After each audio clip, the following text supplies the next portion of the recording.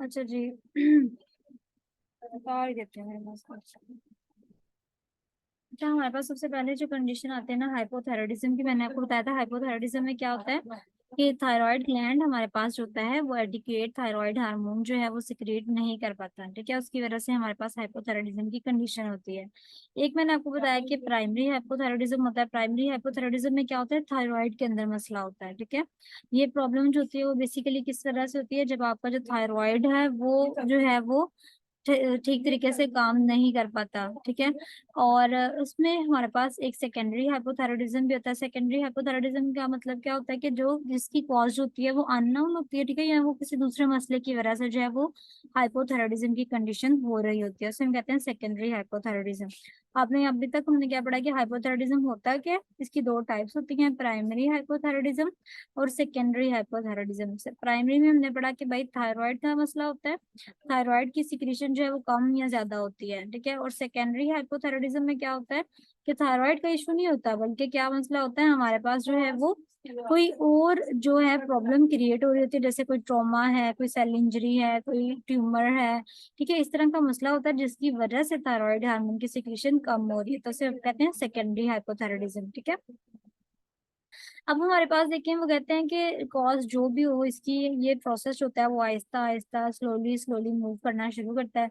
अगर तो ये बहुत ज्यादा सीवियर हो जाता है, ठीक है, इसको आप कहते हैं हम एक्जिडेमा की कंडीशन हो जाती है, ठीक है। जब ये बहुत ज्यादा सीवियर हो जाता है, अपनी सिवियरिटी भी पहुंच जाता है, कौन, हाइपोथायराइडिज्म। तो अगर ये बहुत ज्यादा सीवियर हो जाता है तो हम कहते हैं मेसोडेमा। और अगर हमारे पास ये कंजेनिटली प्रेजेंट हो, कंजेनिटली का मतलब ये है कि बाय बर्थ, ठीक है, अगर तो ये हमारे पास बाय बर्थ प्रेजेंट है तो इसको आप कहते हो क्रिटिनिज्म। तो ये दो तरह की कंडीशन होती है हमारे पास, एक हमारे पास है सिवियर हाइपोथायराइडिज्म, सिवियर हाइपोथायराइडिज्म को आपने कहना है मीजोडीमा। और एक आपके पास कंजेनिटल हाइपोथायराइडिज्म है, ठीक है, यहाँ बाय बर्थ आपके पास हाइपोथायराइडिज्म की कंडीशन प्रेजेंट है तो उसको आप क्रेटिनिज्म कहोगे, ठीक है। ये हमारे पास यूएचएस के इंपॉर्टेंट एमसीक्यूज हैं दोनों। मिक्सेडिमा क्या होता है और क्रेटिनिज्म क्या होता है, ठीक है, ये दोनों जो है वो आपको थोड़ा थोड़ा इनका आइडिया होना चाहिए, ठीक है। तो ये इसका थोड़ा सा कह लें इंट्रोडक्शन था जो हमने अभी भी किया है। उसके बाद हमारे पास इसकी एटियोलॉजी आ जाती है। एटियोलॉजी का मतलब क्या है कि आपको इसकी कॉज पता होनी चाहिए कि हाइपोथायराइडिज्म अगर हो रहा है तो उसको क्या मतलब, किस वजह से जो है वो बेसिकली ये कंडीशन अकर हो रही है। तो उसकी सबसे पहली कॉज क्या है कि लॉस और एट्रोफी ऑफ थायराइड टिश्यू, ठीक है। जो थायराइड टिश्यू है वो लॉस हो गया, यहाँ उसकी एट्रोफी हो गई है, ठीक है। किस वजह से हो सकती है, अब इसके अंदर ना डिफरेंट कंडीशंस बताई हैं, मतलब जिस जिस कंडीशन में जो थायराइड का टिश्यू है वो लॉस हो सकता है या उसकी एट्रोफी हो सकती है, वो कौन कौन सी कंडीशन है, उसमें हमारे पास ऑटोइम्यून आ जाता है, यानी इम्यूनिटी कम हो गई है बंदे की, या इम्यून सिस्टम जो है वो खराब हो गया, उसने थायराइड के ऊपर अटैक कर दिया, इसकी वजह से हो सकता है।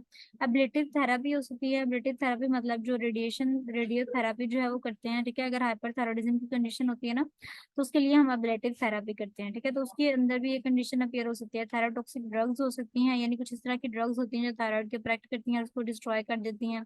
कंजेनिटल एजेनेसिस है, यानी अब नॉर्मल प्रोडक्शन जो है वो किसी चीज की हो गई है कि टिश्यू ग्रो कर गया है। Male development of radiation for head and neck malignancy, ठीक है, कोई मेलिग्नेंसी भी हो सकती है जिसकी वजह से हमारे पास जो है वो हाइपोथायराइडिज्म की कंडीशन अपीयर हो सकती है। इसके अलावा जो पिट्यूटरी ग्लैंड जो है वो अगर सही तरीके से काम नहीं कर रहा है उसकी वजह से भी थायराइड की सिक्रीशन कम ज्यादा हो सकती है।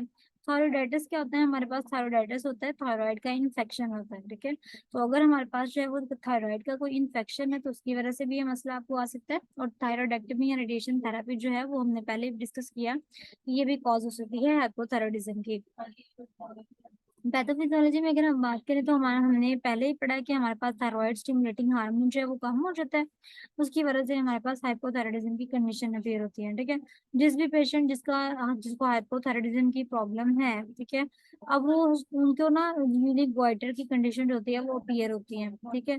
अब हम आगे पढ़ते हैं अभी के थोड़ा सा गोइटर को भी थोड़ा सा डिस्कस करेंगे। तो वो कहते हैं कि हाइपोथायराइडिज्म हमारे पास जब भी होगा आपने याद रखना है टीएसएच की कमी की वजह से होगा, ठीक है। थायराइड स्टिमुलेटिंग हार्मोन जो होते हैं वो ज्यादा नहीं बन पाते जिसकी वजह से थायराइड रिलीजिंग फैक्टर जो होता है वो कम हो जाता है। थायराइड रिलीजिंग फैक्टर जो होता है जब नहीं आता मैसेज पिट्यूटरी को नहीं जाएगा, हाइपोथैलेमस से ये सीक्रेट नहीं होगा, ठीक है। तो इस तरह से करके हमारे पास थोड़ी सी कह लें पैथोफिजियोलॉजी जो है वो आ जाती है कि थायराइड हार्मोन जो है वो कम क्यों बन रहा है, ठीक है।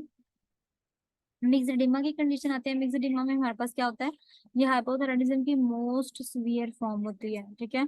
इसके अंदर हम बेसिकली क्या करवाते हैं, इसके अंदर होता क्या है, म्यूकोपॉलीसेकेराइड्स होते हैं, लिपिड्स की फॉर्म है, ये बहुत ज्यादा अकोमुलेट होना शुरू हो जाते हैं, ठीक है। जब बहुत ज्यादा अकोमुलेट हो जाते हैं तो उसकी वजह से हमारे पास मिक्सडीमा की कंडीशन होती है। यानी डर्मस के स्किन के नीचे जो है ना, वो कुछ क्या लें, लिपिड्स के डेपोजिट्स जो होते हैं वो इकट्ठे होना शुरू हो जाते हैं। इस तरह से हम इसे कहते हैं मिक्सडीमा। और ये सबसे बड़ा साइन सिम्टम्स किसके अंदर आया, हाइपोथायराइडिज्म के अंदर। ये हमसे क्यों भी आता है कि हाइपोथायराइडिज्म में आपको मिक्सडीमा शो होता है कि हाइपर में, ठीक है। तो आपने बताना है कि आपको हाइपो में जो है वो मिक्सडीमा की कंडीशन अपीयर होती है। इसके अलावा आपके पास इसकी कुछ एटियोपैथोजेनेसिस आती हैं, ठीक है। ये इतनी इंपॉर्टेंट नहीं है आपके लिए, हमने क्योंकि वो पढ़ लिया, हमने क्लिनिकल फीचर्स पढ़ने हैं। क्लिनिकल फीचर्स के लिए आप ये भी रख सकते हैं। इसके अलावा आप एक निमोनिक या ठीक है बनी होती है, आप उससे भी जो है वो हाइपोथायरॉयडिज्म को जो है वो याद कर सकते हैं, ठीक है। मैं आपसे शेयर करती हूँ अभी ये निमोनिक वाला पेज। इस निमोनिक के साथ जो है वो आप हाइपोथायरॉयडिज्म की जो साइन सिम्टम्स होती हैं वो याद कर सकते हैं, ठीक है।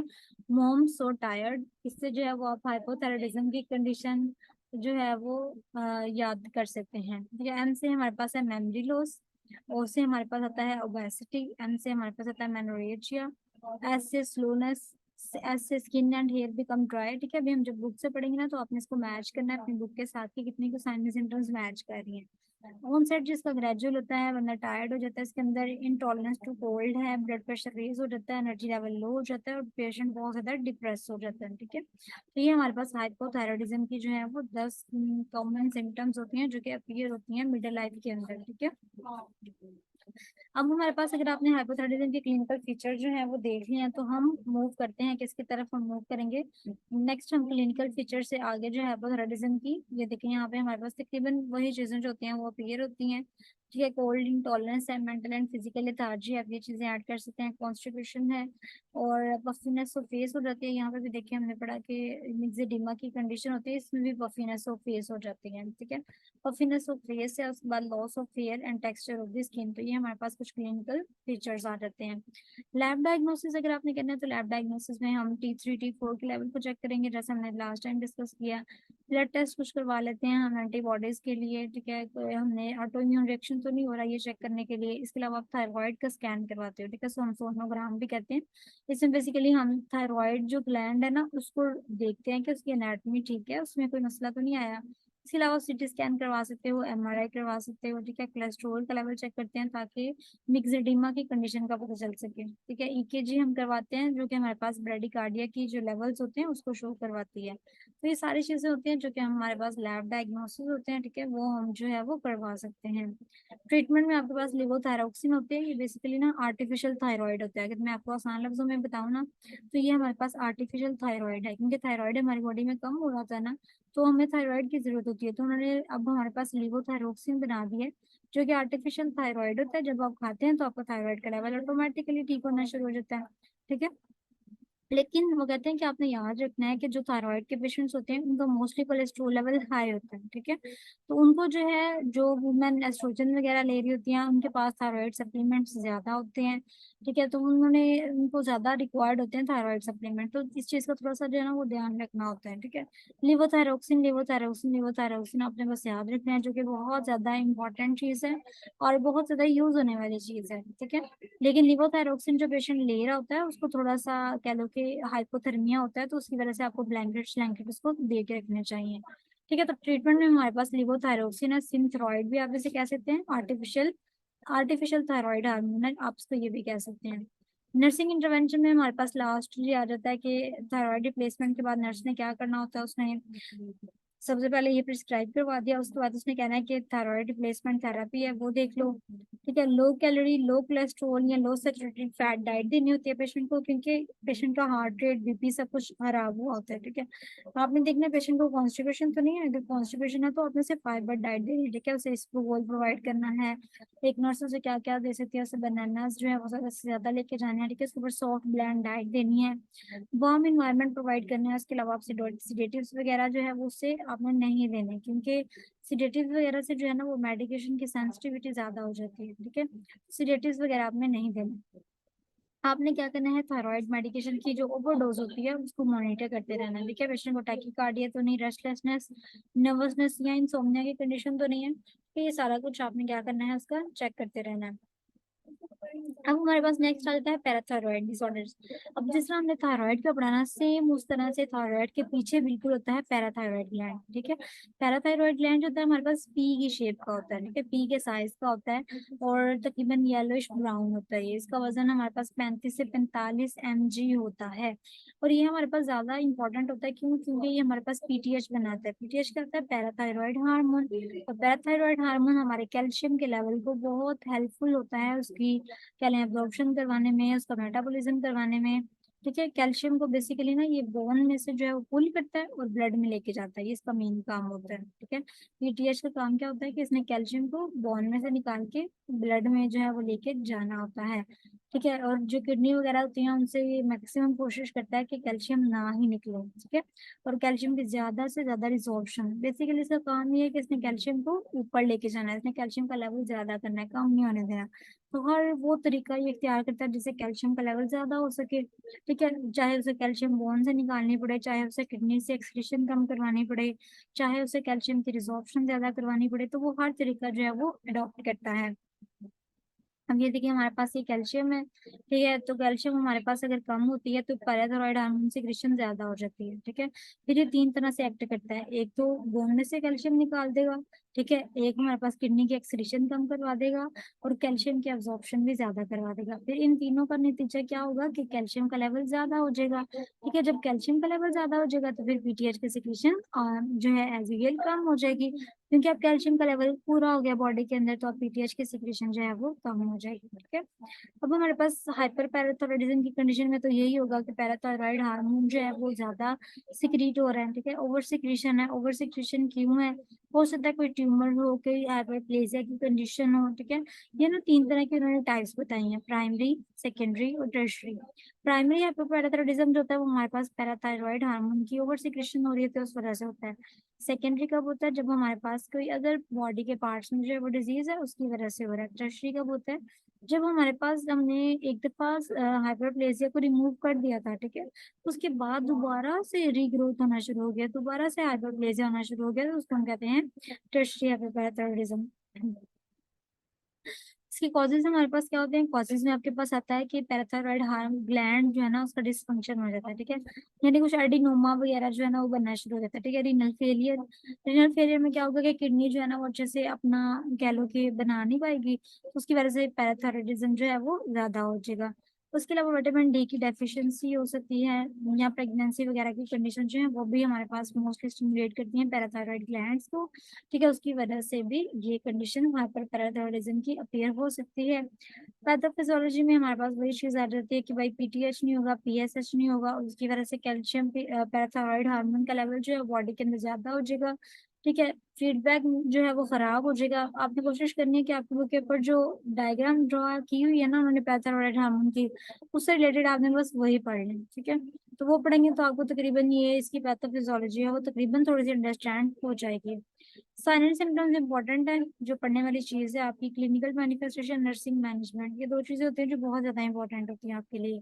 साइन एंड सिम्टम्स में हमारे पास सबसे पहले न्यूरोलॉजिकल साइन एंड सिम्टम्स है। ठीक है, न्यूरोलॉजिकल में आपके पास होता है डिप्रेशन, कन्फ्यूजन, लेथार्जी, एलओसी की प्रॉब्लम। क्यों? क्योंकि कैल्शियम जो था वो बहुत ज्यादा बॉडी के अंदर इकट्ठा हुआ है। ठीक है, अब कैल्शियम जो था वो बॉडी के अंदर बहुत ज्यादा है तो इस वजह से एरिथमियाज की कंडीशन भी होना शुरू हो जाती है। ठीक है, nausea, vomiting, weight loss, constipation, ये सारा कुछ होना शुरू हो जाएगा। किडनी स्टोन्स बनना शुरू हो जाता है क्योंकि कैल्शियम डेपोजिट होना शुरू हो जाता है। जब कैल्शियम डेपोजिट होना शुरू हो जाता है तो स्टोन बनने शुरू हो जाते हैं। ठीक है, मस्कुलर प्रॉब्लम्स आ सकती हैं। मस्कुलर में क्या होता है कि मसल्स की एट्रोफी होना शुरू हो जाती है, क्योंकि कैल्शियम जो होता है वो हमारे पास मसल के फंक्शन के लिए भी जरूरी होता है। ठीक है, तो हमारा जो पीटीएच होता है वो क्या करता है, कैल्शियम को बोन से निकाल निकाल के ब्लड में भेज देता है सारा। ठीक है, जब बोन से निकल जाएगा तो मसल्स वगैरह से भी निकलना शुरू हो जाता है और मसल ऑटोमेटिकली वीक हो जाते हैं। ठीक है, ऑस्टियोप्रोसिस की कंडीशन, जैसे मैंने आपको पहले बताया कि जो बोन है वहां से कैल्शियम सारा निकल जाएगा, ब्लड में चला जाएगा, तो ऑस्टियोप्रोसिस की कंडीशन जो है वो अपीयर हो सकती है। तो ये इसके साइन एंड सिम्टम्स हो गए, ठीक है। चाहे तो आप इस तरह भी लिख सकते हैं, डाइजेस्टिव सिस्टम पे क्या क्या इफेक्ट्स आते हैं, मस्कुलर स्केलेटल सिस्टम पे, नर्वस सिस्टम पे और यूरिनरी सिस्टम पे क्या क्या इफेक्ट्स आ सकते हैं, ठीक है। उसके बाद आप टेस्ट करवा सकते हैं, जैसे पीटीएच हार्मोन जो है उसका एलिवेटेड लेवल जो होता है वो ज्यादा होता है, ठीक है। हाइपरकैल्सीमिया, हाइपरकैल्सीमिया का मतलब क्या है, कैल्शियम का लेवल ज्यादा हो जाएगा। हाइपोफॉस्फेटेमिया का मतलब क्या है, फॉस्फेट यानी कैल्शियम ना और फॉस्फेट दोनों आपस में ऑपोजिट होते हैं, ठीक है। जब कैल्शियम का लेवल ज्यादा होगा ना, तो जब कैल्शियम का लेवल ज्यादा होगा तो हमारे पास जो है ना वो फॉस्फोरस का लेवल ऑटोमेटिकली कम हो जाएगा, ठीक है। जब भी कैल्शियम का लेवल ज्यादा होना है तो फॉस्फोरस का लेवल कम हो जाएगा। 24 आवर यूरिन कलेक्शन है जी। जब भी आपने जो है वो टेस्ट करवाना है तो आपने कोशिश करनी है कि यूरिनरी सिस्टम जो है, यूरिन कलेक्शन, यूरिन जो है वो सैंपल देकर आए, क्योंकि उसमें भी डिटेक्ट हो जाता है कि किडनीज जो है वो एक्सक्रीट कैल्शियम कर रही है कि नहीं कर रही, ठीक है। हाइपर कैल्सीयूरिया भी वही है कि यूरिन के अंदर कैल्शियम का लेवल ज्यादा हो जाएगा। ट्रीटमेंट हमारे पास सबसे पहले यही है कि आपका पैराथायराइड ज्यादा बन रहा है तो आप क्या करें, उसे कट करवा दें, ठीक है। पैराथायराइड हार्मोन जो है उसकी सर्जरी करवा दें, उसे जब आप कट करवा देंगे तो पैराथायराइड का प्रॉब्लम खत्म हो जाएगा। या आप इस तरह से भी कर सकते हैं कि आप जी इसके ट्रीटमेंट में फर्दर यही है कि आप ट्रीट करें हाइपरकैल्सीमिया की कंडीशन को, ठीक है। आप उसमें जो है वो आईवी सेलाइन जो है उसको देना शुरू कर दें, ठीक है। आपने हाइपर कैल्सीमिया की कंडीशन को ट्रीट करना शुरू कर दिया है, ठीक है। लिकामाइसिन है, मिथ्रासिन है, ठीक है। और ये सारी जो मतलब कैल्शियम के ज्यादा लेवल के अगेंस्ट काम करती हैं, ये सारी ड्रग्स वो हैं जो कि कैल्शियम का लेवल लो कर देती हैं, ठीक है। आप ये ड्रग्स जो है यूज कर सकते हैं। इसके अलावा बिस्फोस्फोनेट्स हैं, आप ये यूज कर सकते हैं। बिस्फोस्फोनेट्स क्या करते हैं, हमारे पास जो फॉस्फोरस का लेवल होता है उनको जो है बॉडी ब्लड के अंदर ज्यादा कर देंगे। जब फॉस्फोरस का लेवल ज्यादा होगा तो ऑटोमेटिकली कैल्शियम का लेवल कम हो जाएगा, ठीक है। इसके अलावा आप बोन से रिजॉर्प्शन को रिड्यूस करने के लिए ड्रग्स दे सकते हैं, जिसमें आपके पास कैल्सिटोनिन आ जाती है। कैल्सिटोनिन जो होती है वो आपके पास कैल्शियम को बोन में लेके जाती है, ठीक है। जो हम पीटीएच होता है वो कैल्शियम को बोन से ब्लड में लेके जाता है, और जो हमारे पास कैल्सिटोनिन होती है वो आपके पास जो है वो कैल्शियम को बोन में लेके जाती है, ठीक है।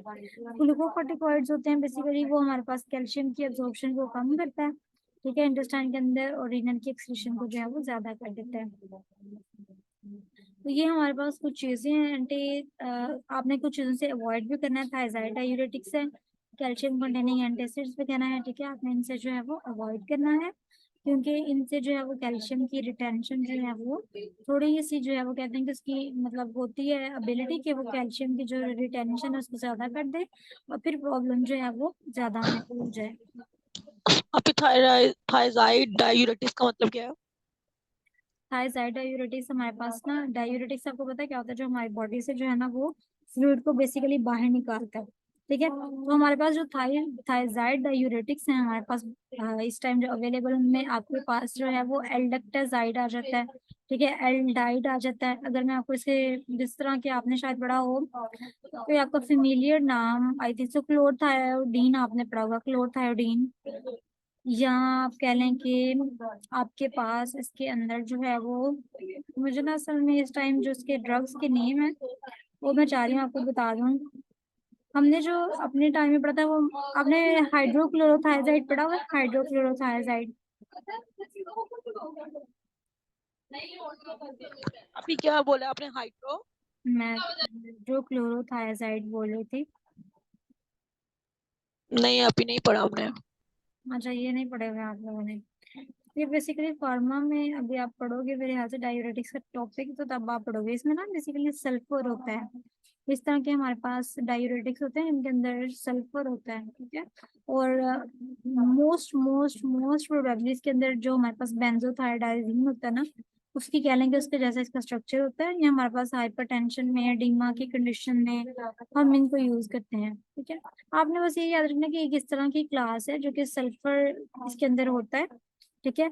सल्फर होता है हमारे पास, और ये हम यूज करते हैं हाइपरटेंशन वगैरह की कंडीशन होती है जब तब यूज कर लेते हैं, ठीक है। या आप कह लो कि ये आपके पास ज्यादातर यूज होते हैं एज अ कोड ट्रांसपोर्टर, ठीक है। सोडियम क्लोराइड का कोड ट्रांसपोर्टर होता है बीसीटी में। जो नेफ्रॉन होता है हमारा, उसमें डिस्टल कॉन्वोल्यूटिंग ट्यूब्यूल होती है और इसके अंदर जो है वो हमारे पास ये होता है, ठीक है। उसके थ्रू इसका काम बेसिकली होता है, इसमें यूरिन के फ्लो को ज्यादा करवाना होता है, ठीक है। डायूरेसिस का प्रोसेस होता है वो ज्यादा करवाना होता है। और डायूरेसिस का प्रोसेस ज्यादा किस तरह से करवाता है, ये जो सोडियम क्लोराइड का ट्रांसपोर्टर होता है उसको थोड़ा सा इनहिबिट करवा देता है, ठीक है। सोडियम क्लोराइड का ट्रांसपोर्टर होता है उसको इनहिबिट करवाता है, उसकी वजह से यूरिन का फ्लो ज्यादा हो जाता है, डायूरेसिस का प्रोसेस ज्यादा हो जाता है, ठीक है। तो ये हमारे पास जो है ना वो थायराइड डाययूरेटिक्स का थोड़ा सा काम होता है, ठीक है। डीप ब्रीथिंग वगैरह करवानी है जी आपने, रेस्पिरेटरी असेसमेंट करवानी है, मेंटल स्टेटमेंट मेंटल असेसमेंट करवानी है, इसके अलावा एम्बुलेशन वगैरह जो है वो ज्यादा स्ट्रॉन्ग करवानी है। फ्लूइड इंटेक जो होता है वो आपने अच्छे से करवा लेना पेशेंट को, ये तो वैसे भी नेसेसरी है 1000 ml या 2000 ml, ठीक है। तो ये आपके पास जो है वो थोड़ी सी हाइपर पैराथायरॉयडिज्म की कंडीशन आ जाती है। इसके बिल्कुल ऑपोजिट आपने पढ़ लेनी है, बिल्कुल ऑपोजिट जो है हमारे पास हाइपोपैराथायरॉयडिज्म की कंडीशन आती है। इसमें हमारे पास जो है वो पीटीएच उसमें ज्यादा बन रहा था, इसमें पीटीएच कम बन रहा हुआ है, ठीक है। वहाँ पे हाइपर कैल्सीमिया की कंडीशन थी, यहाँ पे हाइपोकैल्सीमिया की कंडीशन है। वहाँ पे पीटीएच ज्यादा था, यहाँ पे पीटीएच कम है, ठीक है। तो उसके बिल्कुल ऑपोजिट क्या लें, हमारे पास ये कंडीशन आ जाती है। सिर्फ इसमें दो चीजों का डिफरेंस होगा, आपके पास ना टाइप्स का डिफरेंस आ जाता है। टाइप्स में ना हमारे पास ट्रू हाइपो सूडो हाइपोपैराथायरॉयडिज्म आ जाता है और एक ट्रू होता है। सूडो का मतलब होता है इडियोपैथिक, यानी इसकी कॉज नहीं पता हमें, और ट्रू हाइपोपैराथायरॉयडिज्म का मतलब होता है जिसकी कॉज हमें पता होती है, ठीक है। यानी या तो ये थायराइड का मसला है, या पैराथायराइड का मसला है, या रेडिएशन की वजह से हुआ है, तो जिसकी कॉज पता है वो हमारे पास आइट्रोजेनिक आ जाती है, ठीक है। ये प्रोसेस सारा वही है, आप लोग एक दफा इसको रीड करोगे तो इसका जो मेन चीज मैं आपको बताना चाह रही थी ना इसमें वो ये है, आपने इसके साइन एंड सिम्टम में टेटनी और जोस्टिक साइन बहुत ज्यादा याद रखना है, ठीक है। इंतहाई इम्पोर्टेंट एमसीक्यू यूएचएस का है टेटनी, जोस्टिक साइन और ट्रोसियो साइन, किस चीज की जो है वो साइन एंड सिम्टम्स है, तो ये हमारे पास हाइपोपैराथायरॉयडिज्म के साइन एंड सिम्टम्स में आता है, ठीक है। टेटनी है, जोस्टिक साइन है और ट्रोसियो साइन है। टेटनी में हमारे पास होता है कि कैल्शियम की कंसंट्रेशन जब से कम हो जाती है तो वो हमारे पास टेटनी आ जाता है, ठीक है। जोस्टिक साइन हमारे पास क्या होता है कि जब फेस के जो मसल्स होते हैं उनको कह ले थोड़ा सा स्पैज्म हो जाता है, ठीक है। वो जोस्टिक साइन में आता है। और ट्रोसियो साइन में होता है कि आपकी जो आर्टेरियल सर्कुलेशन होती है, जब आप बीपी कफ लगाते हो तो वो बहुत ज्यादा इंटरप्ट होना शुरू हो जाती है, ठीक है। उससे बहुत ज्यादा इंटरप्शन आना शुरू हो जाती है, उसको आप ट्रोसियो साइन कहते हो। ये आपके बुक के ऊपर भी मेंशन है, और ये बहुत मतबाए में है, बहुत ज्यादा मतबाई हो, जिसमें रिपीट में इतनी मतबा तकरीबन हर पेपर में आ जाते हैं, टेटनी, जोस्टिक साइन, ट्रोसियो साइन, ठीक है। एमसीक्यू में नहीं तो पेपर में एमसीक्यू में जरूर आते हैं। साइलेंट सिम्टम है इसकी, हमारे पास क्रैम्स पड़ते हैं, ठीक है। स्पैज्म होता है बहुत ज्यादा, एलोपेशिया की कंडीशन, मतलब हेयर जो होते हैं ना वो बेसिकली लॉस हो जाते हैं। टीथ, क्योंकि कैल्शियम जरूरी होता है, कैल्शियम कम हो जाता है तो टीथ जो होते हैं वो खराब हो जाते हैं, ठीक है। इन्होंने सिस्टम वाइज भी बताया हुआ है, कैल्शियम की कमी की वजह से ये सारी कंडीशन जो है वो अपीयर हो सकती हैं, ठीक है। चाहे तो आप सिस्टम वाइज पढ़ लें और चाहे जो आप इस तरह से करके जो है वो डिटेल में याद कर लें, ठीक है। उसके बाद टेस्ट है जो आपने कैल्शियम का टेस्ट करवाना है, फॉस्फेट का टेस्ट करवाना है, पीटीएच है, यूरिन कैल्शियम है, ये सारे टेस्ट आपने करवाने हैं। और ये हमारे पास क्योंकि हाइपोपैराथायरॉयडिज्म पढ़े हैं तो उसमें ये चीजें जो है वो लो आती है ज्यादातर, ठीक है। सिर्फ फॉस्फेट ज्यादा होता है क्योंकि हमने पढ़ा calcium is universally proportional to phosphate, इस वजह से। अब जब हम ट्रीटमेंट देंगे इसका, तो ट्रीटमेंट में बेसिकली हम क्या देंगे, कैल्शियम की मेडिसिन देंगे ज्यादा से ज्यादा, ठीक है। कैल्शियम देंगे ताकि हमारा जो कैल्शियम का लेवल है वो ज्यादा हो और फास्फोरस का लेवल कम हो जाए, ठीक है। हमारे मसल्स होते हैं, क्योंकि चोस्टिक साइन में यही होता है ना, मसल स्पैज्म हो जाता है, फिर हम मसल स्पैज्म को रिड्यूस करने के लिए कुछ मेडिकेशन देते हैं, ठीक है। कैल्शियम का इंटेक ज्यादा करवाते हैं। इसके अलावा आप लोग एस्ट्रोजन रिप्लेसमेंट भी करवाओगे, क्योंकि कैल्शियम की रेगुलेशन को बेहतर करवाने के लिए फिर हमें आप एस्ट्रोजन देना पड़ता है। डिजिटलिस वगैरह की मेडिकेशन आपने कम करवा देनी, क्योंकि इनसे टॉक्सिसिटी ज्यादा हो जाती है। विटामिन डी जो होता है वो आपने अपनी डाइट में ज्यादा करवाना है, ठीक है। और इसके अलावा आपने क्या करना है, पीटीएच जो होता है वो नॉर्मल आपने देते रहना है, ठीक है। पैराथायरॉइड हार्मोन जो होता है वो आप प्रोवाइड कर सकते हैं। नर्सिंग इंटरवेंशन में अगेन पेशेंट को टीच करवाएं, उसके इलेक्ट्रोलाइट का लेवल अच्छा करें, ठीक है। रिफ्लेक्सेस वगैरह चेक करें, जोस्टिक और ट्रोसियो साइन को आपने चेक करना है, कैल्शियम के लेवल चेक करते रहना है आपने, उसका एयर भी मेंटेन करना है आपने, बेसिक बेसिक चीजें जो है वो कैल्शियम, फॉस्फेट, इस तरह की चीजें जो है वो चेक करते रहनी है, ठीक है। इस टॉपिक को ना आपने अपनी बुक में से पढ़ना है, ठीक है। नहीं बस इतना ही बहुत है, आपने इसको अपनी बुक से पढ़ना है, ठीक है। आपकी बुक के अंदर ये मेंशन है, ये देखिए यहाँ पे ये मेंशन है पेज नंबर 1 to 5 6 के ऊपर, ठीक है। तो आपने इसको जो है ना अपनी बुक से एक दफा रीड जरूर करना है। तकरीबन सारा जो है वो वही लिखा हुआ है, ऑलमोस्ट ऑलमोस्ट सेम सेम चीजें। इसको भी बैठ के बेशक इसको जो है वो एक दफा पढ़ ले, इसको रीडिंग दे, सिंगल रीडिंग दे, और जिसमें से जो बातें समझ में नहीं आएंगी वो आपने मुझसे पूछनी है, ठीक है। कोई लाइन समझ में नहीं आती या कोई चीजें समझ में नहीं आती तो वो आपने मुझे जरूर इन्फॉर्म करना है, ठीक है। बाकी आज के लिए आपके 3 टॉपिक्स हैं, हाइपोथायरॉयडिज्म है, हाइपर पैराथायरॉयडिज्म है और हाइपोपैराथायरॉयडिज्म है। अभी अगर आप फ्री हैं तो अभी जो है वो इसको बैठ के अपना रिवाइज करें और इसको जो है वो पढ़ें, ठीक है। टाइम जो हमारे पास हो गया तो हमने